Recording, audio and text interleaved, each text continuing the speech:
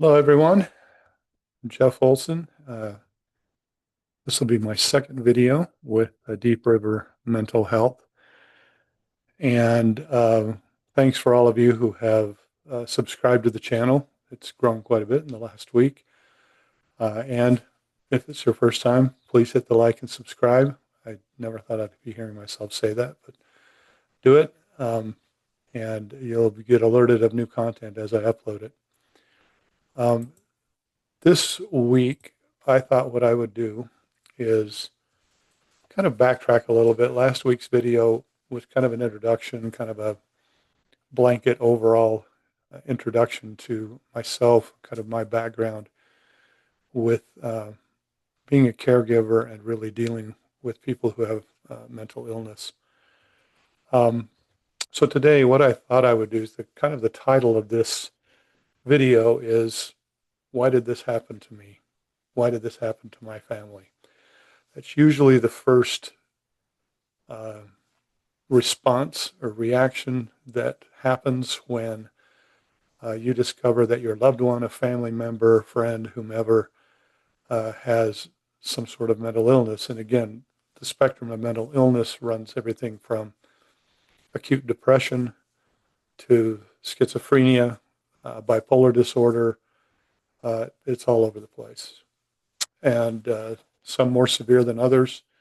And as I'm sure if you're watching this, you may have already discovered in your own experience that it varies. Sometimes it can vary from week to week, uh, just how severe it can be. So, as a reminder, for those of you that didn't see the other video or it's your first time, my name is Jeff Olson. Uh, I have a daughter who is 38 years old, and for the last 14 years, we have been her caregivers, my wife and I, as she has dealt with schizoaffective disorder, bipolar 1, a number of other uh, ailments that have happened along the way, including mania, acute psychosis, uh, you name it. It seems like we've been there. And really, my purpose in doing the channel is just to get it out there, just to share so that hopefully others can benefit from uh, the hard lessons that my family and I have had to learn through this journey and through this gauntlet. Um, I'll also just start out by saying I wrote a book about a year and a half ago about my journey and my experience with my daughter and dealing with mental health providers, and it's on Amazon. The name of the book is Exceptional: A Journey in Mental Illness.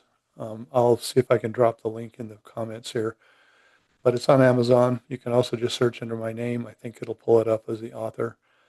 It's no Pulitzer Prize winning document. It's mostly just me emptying the noggin, as it were, on my experience. And to be honest with you, it was part of my own personal therapy in getting through this.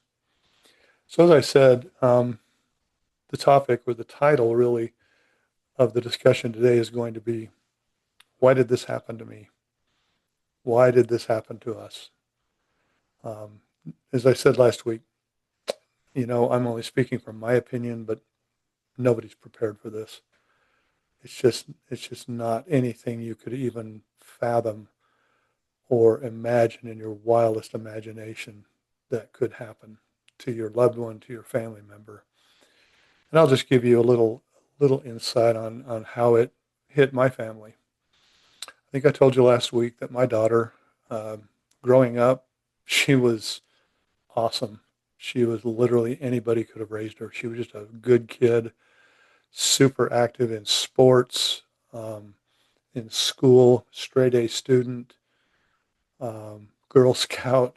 Uh, it was just anybody could have raised her. She was just an awesome, awesome kid, and still is. But growing up, just no signs at all that anything was wrong, that anything at all was wrong with her.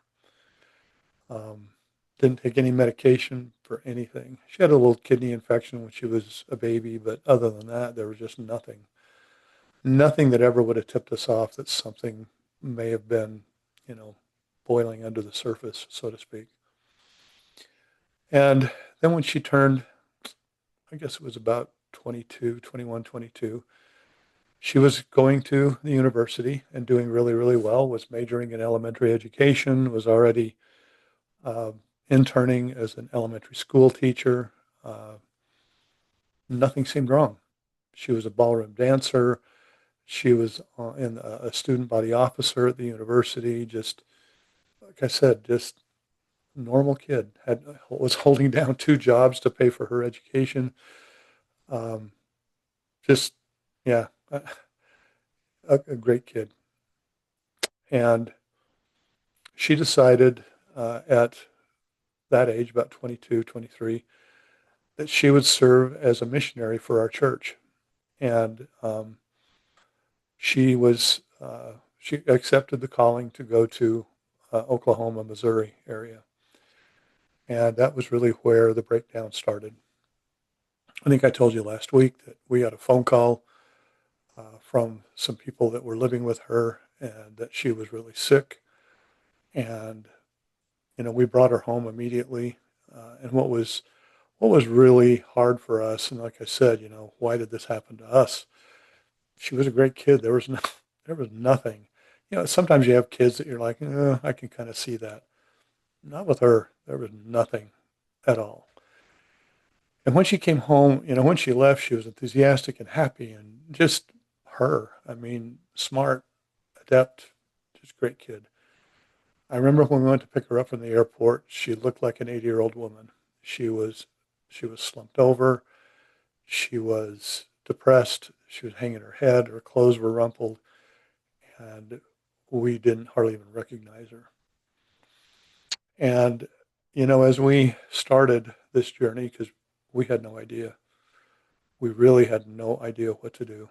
And we asked for help. We asked people, gosh, we've never dealt with mental illness. What do we do? Well, and one of the suggestions we got was, well, call your insurance and see what they cover. And I kind of laughed at it at the time, but you need to do that because some insurances just don't deal real well with therapy, mental illness, psychiatric care, any of that. And so that's what we did. We called our insurance company, and they said, well, here are the two people in Utah that we will allow you to go to, right? And so, again, we had no idea. We had no idea what we were doing. And I'll just give a brief update because we took it to the first doctor. How did we know? We didn't know what a good psychiatrist was, what a bad one was. Well, we went to this doctor and found out that, yeah, the insurance recommended him, but he had no experience dealing with people our daughter's age. He was a child psychiatrist, and so he was used to dealing with, things like ADHD, ADD, whatever, with elementary school age kids. And he openly admitted to us. I remember sitting in his office, and he just basically admitted, yeah, I've never treated anything like this before. And so he threw a bunch of pills at us, and I mean, he's a doctor, right? You trust him. So, and that was what really, the reaction to those drugs is what caused her first trip to the hospital.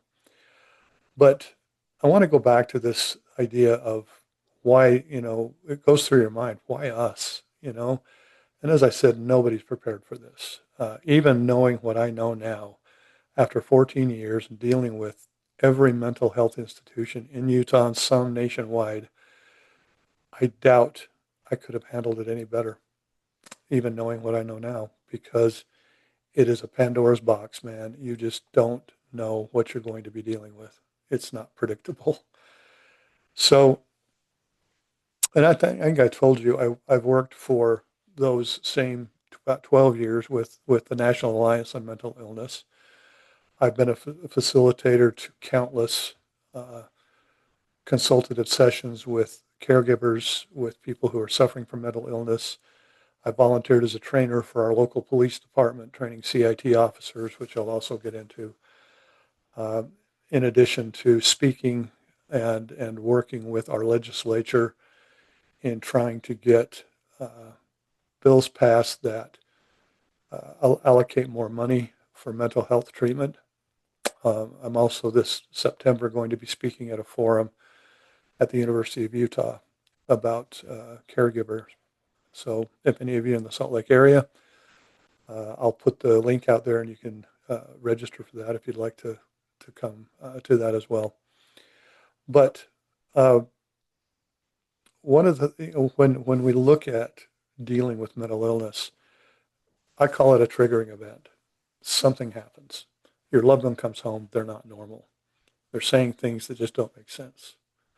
My daughter thought that cans of soup and vegetables were satanic, and she was stacking them in the window, and she threw her clothes out the window and burned them. I mean, these are things that I know it sounds extreme, but just weren't normal. And so, something you have that traumatic, and I call it trauma because it really is trauma, event that not only affects them, but it affects you. It affects me. I mean, I was lost. Like I told on the last video, I'm a fixer and I wanted to fix this, but I didn't know how. And so these catastrophic events can be different things. It can be a manic episode. So the mania can be in there. Psychosis. If you've never dealt with psychosis before, you really don't want it. In fact, I've dealt with it so much that I personally get offended whenever somebody uses the term psycho, because if you've ever seen it, you would not use that just as a flippant expression. It is the absolute worst thing you can witness, and I've had to witness it many times. It could be a nervous breakdown. It could be a reaction to medication. It could be any one of a number of things.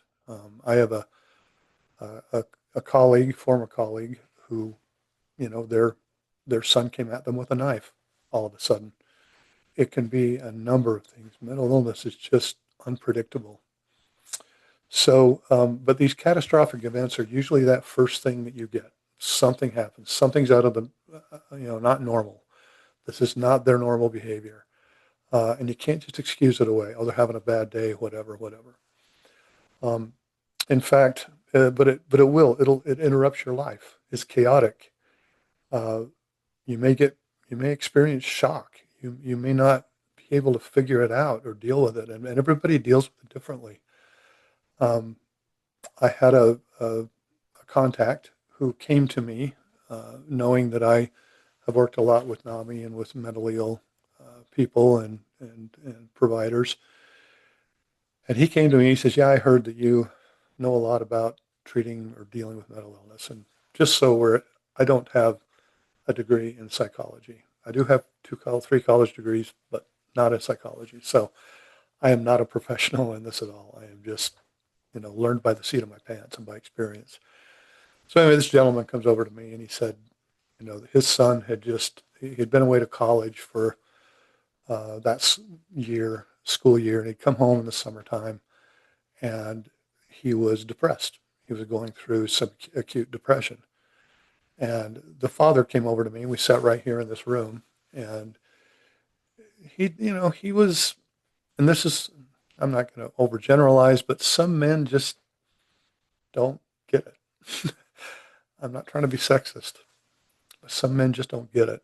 That part of our psyche, our heart, our imagination that opens our heart just seems to be a harder nut to crack for some men. And this gentleman was that way. And he told me about his son and that he was suffering from acute depression. And I said, well, the first thing I'm going to tell you is take it seriously. He's probably not making it up if he's at the point where you're noticing it and you're seeing it. You've got to take it seriously. And I started recommending him some resources here in Utah that I was familiar with, NAMI being one of them, by the way. If you haven't familiarized yourself with NAMI, NAMI, there is a NAMI wherever you live in every state. I'll talk a little bit more about my involvement with NAMI, but so I was talking to this gentleman, and he got really, I don't know, belligerent is the word.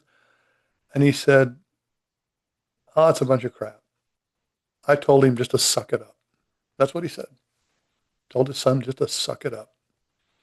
And I looked right at him and I said, that is the like worst thing you could tell him, is to just suck it up. And this is the problem.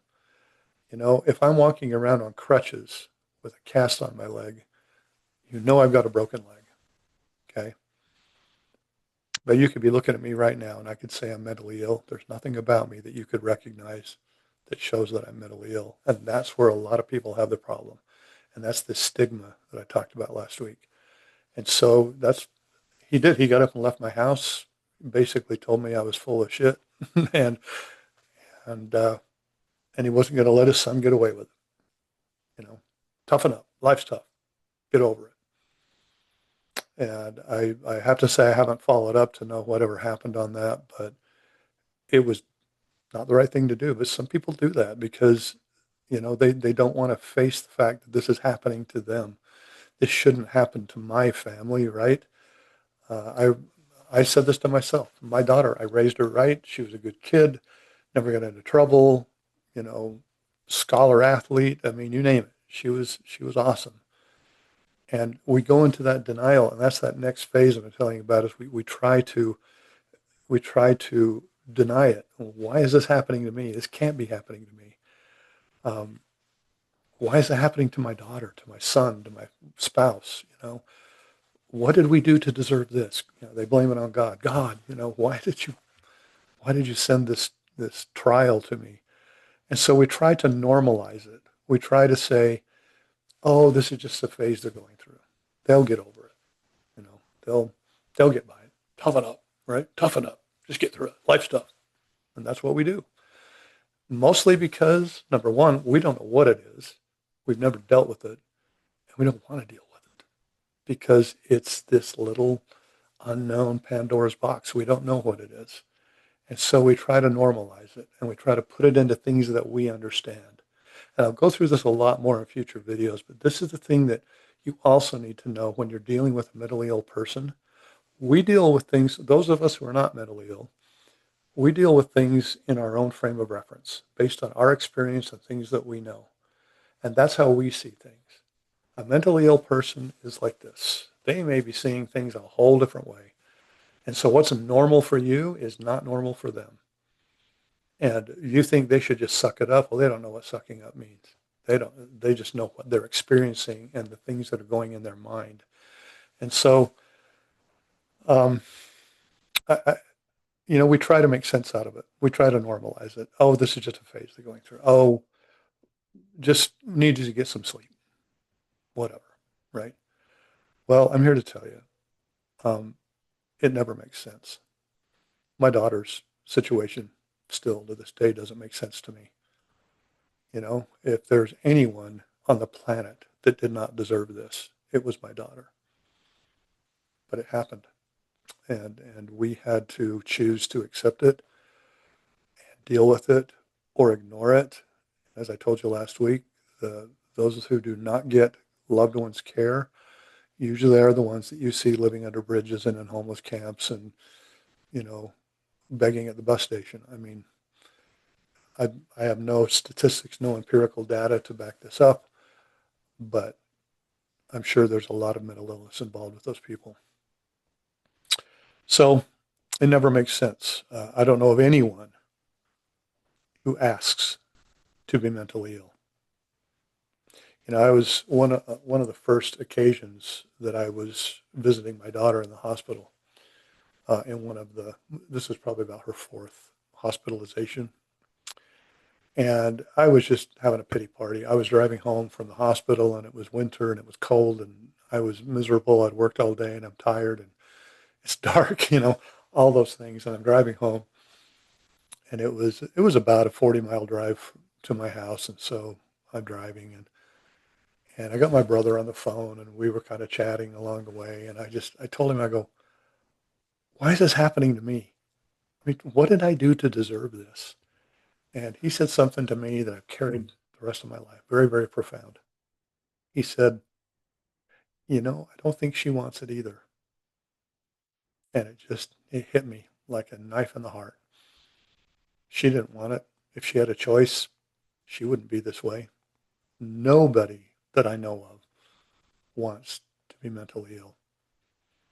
And so I don't know of any loved ones or caregivers that gleefully embrace it. Oh, yes, we're so happy you're mentally ill. We would love to take care of you. It's not that way. It might be that way in the movies, but in reality, it's an imposition. It's something that I've learned to understand, to cope with, but as much as I know and as much as I've experienced, I just had to learn and had to learn that I can't walk away from this, right? And it's, sorry, I'm just going to put it this way, it's a pain in the ass. It rocks your world. It takes you out of everything that you had predicted. I mean, I remember thinking about my daughter going, she'll come home from her mission, she'll go to school and finish her teaching degree, and get married and have babies and be a school teacher and blah blah blah. And I had it all mapped out from dad, right? And that one catastrophic event, it's all off the table. None of that's going to happen now. And so we tend to like force feed it. Well, we can still make that happen. And maybe some people do, but not us. All of a sudden, everything we knew, everything we thought we knew, it was in a tailspin. And we had to think on our feet and figure this out. It's disturbing. It hurts. It hurts you as the caregiver. It hurts them for sure. Friends will abandon them. Relatives will stop talking to them because, everybody saw One Flew Over the Cuckoo's Nest, right? And they think that's what it is. So it's a pain in the ass. It really, really sucks. And suddenly your life is unpredictable, totally unpredictable. Did I mention that it sucks? Yeah, it really does. In fact, I got to the point because my wife was working at the time, um, and we would kind of trade off who would stay home with her and kind of help her. And I have another younger daughter who was also helping. I used to hate to get phone calls from my wife or from my daughter because I knew they were bad news. I knew something bad was happening. I used to tiptoe past my daughter's room, hoping that she wasn't having another psychotic break. Um, it was hard, and our lives were really, really messed up for a long time. Now, personally, I had never experienced any kind of mental illness in my family. My father had, you know, some nerve problems. The only thing I ever dealt with was, being nervous before math tests in college. That was about the experience I had, right? But that's about it. And it's hard, uh, no doubt about it. It's normal to blame yourself. I started thinking back on everything that maybe I missed when she was growing up. Is there something we could have done? Should I have taken her to a doctor? Should she have been on some kind of medication? Um, and you do. You blame yourself. You start groping for answers and trying to figure it out. And you know, it's not figure outable. Is that even a word? In many cases. And so, you tend to reach out. You try to network. You try to reach out to loved ones. You need support. You need people that'll stand behind you, family members, friends who can help you, a shoulder to cry on. Sometimes you just need to vent and tell how bad it is. My wife and I kind of vented on each other. I worked with my parents to some degree, but again, they weren't as close to it as we were. It was really difficult. And the care that we needed, and I'm not talking about my daughter now because this is for caregivers, right? But we need to know other people. We needed to know that we weren't alone, that it wasn't just happening to us, because that's how it feels. It feels that, the Almighty just took a big healthy one right on top of you, and you just have no idea how you're going to dig out from it. And you think you're the only ones, that you're the only ones experiencing this. Um, like I said, pity parties. Um, just to give you in those early days, all of a sudden I have a daughter living with me that is talking to people who aren't there, hearing voices that aren't there. Um, she was, she used to keep a journal, and she told me that she was seeing God and the Virgin Mary, and she would write in her journal. She said, "Dad, I know how you're going to die someday," and she wrote it in her journal. And you know, all, and those are just symptomatic of what she was suffering from. But it's weird. It's weird. You sit at the dinner table and she's talking to imaginary people, and it makes your stomach turn, and you don't know how to make her stop because you want to make her stop because this is not normal. You're supposed to be normal. You're supposed to fit in our little box. It didn't. She didn't. And it's scary. It's really, really scary. Do we take her out? Can we go to McDonald's without her having some breakdown? Um, you know, can we invite people over without her saying something odd? And it does, it disrupts your life. It disrupts your family.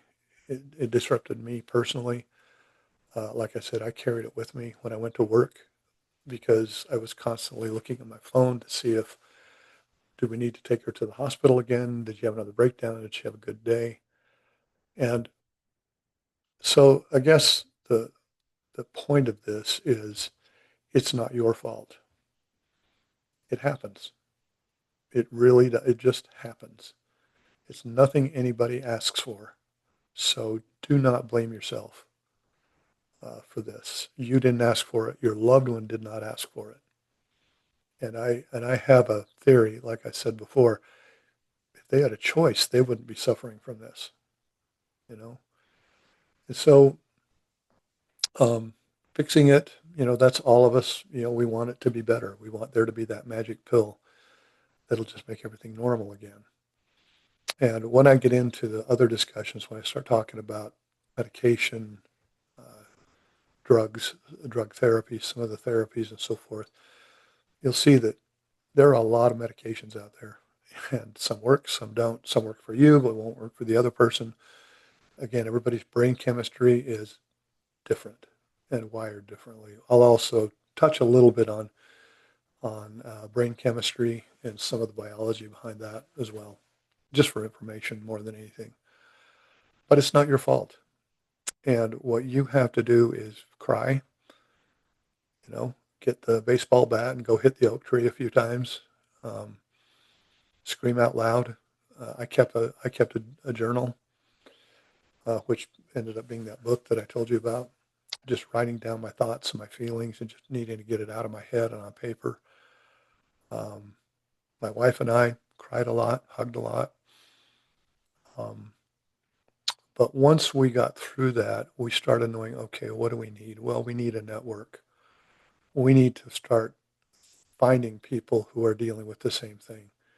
We need to find resources for my daughter that we can use in this, not just medication, but it could be other people who are dealing with it, families that have been through this, right? So that's where, after probably our third or fourth hospitalization, and again, some of these hospitalizations were a month or two long. And luckily at the time, our health insurance covered most of it. She was still young enough that she was on my insurance. Um, but that was also when we knew that that was going to run out and we had to start filing for disability, Medicare slash Medicaid.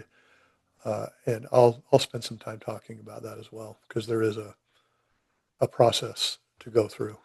There seem to be a lot of people in the country now that seem to get it real easily. That wasn't us. It's quite a challenge, but all of those things are thrown at you. All of a sudden you're a caregiver. All of a sudden you're living with a person who doesn't see things the way you do, who has idiosyncrasies, nightmares, hides under the bed, burns her clothes, hears voices that aren't there, talks to people who aren't there. These are all symptoms of the illnesses, um, and it affects you. Believe me, it affects you. Even though this isn't them, it's still a biological and environmental component. Nevertheless, man, it is, I love my daughter. It was weird. It was weird watching her that way and trying to explain it. So you'll be uh, challenged. You know, if you are a religious person, pray. It helps. Talk to your minister, your pastor, whomever, to try to get support and help. Talk to your family members. One of the first things we did is we were very, and people accuse me all the time that I'm really candid. I'm really open about mental illness, and it's because most people don't want to talk about it. But I did, and I started talking to family and neighbors and friends about what was happening over here and what my daughter was going through. And so getting that information and education out so people started understanding. I think I told you in the last video, we had a neighbor that came over and stood like 50 feet away going, "Is it okay? Can I talk to her?"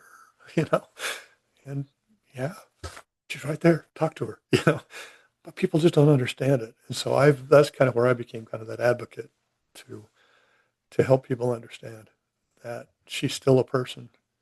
She's a lovely kid, and she's just sick, you know, and something that she can't control. So that's kind of, I think, where I want to end this one. Again, not your fault. Don't blame it on you. Start looking to network. Get involved with NAMI, the National Alliance on Mental Illness. They have classes that are free of charge. They have information on their website, NAMI.org. If you're in Utah, NAMI.ut.org. And they can recommend doctors. They can recommend resources. I use it all the time. And there's even a number you can call if you're just beyond your means and you need help, and there's somebody beyond that other end to talk to you. I've been that other person on the other end, right? The suicide hotline, all of those kinds of things. So there are resources out there for you, and highly recommend that you get involved. Worst thing you can do is suck it up, get over it, right? That's the worst thing you can do. Deal with it. You're likely paying attention to this because you love your loved one. People often ask me, why did you get so involved in this? And I said, because I love my daughter. And, educating myself is going to help her. And so, just remember who they are. Remember that before all of these nasty things happened, they were that loved one, that child, that spouse, whatever that you fell in love with or that you grew to love. And it's just, they're sick. It is an illness. It's not a choice. So hang in there with me. We're going to keep going through some of these topics. And as I said before, comment. I got a couple of comments, a couple of emails last week. If you have ideas or suggestions, things that you'd like to know about, please let me know. I'm just going to go in a cadence that I've put together on what we're going to do. Next week, we'll probably start talking about what to expect from your loved one and maybe start getting into treatment options. So in the meantime, take care of yourself. Do something that makes you happy. We used to use the expression that, when you're on the airplane, and they always say, put the oxygen mask on yourself before you help your loved one. That's what I always say. Take care of yourself, because if you're suffering, you can't help your loved one. So go do something that you enjoy. Get out of the house, go run, play pickleball. Me, I like to fish the Provo River here, and do something that takes your attention away from it and make sure that you're on a level playing field so that you can help them.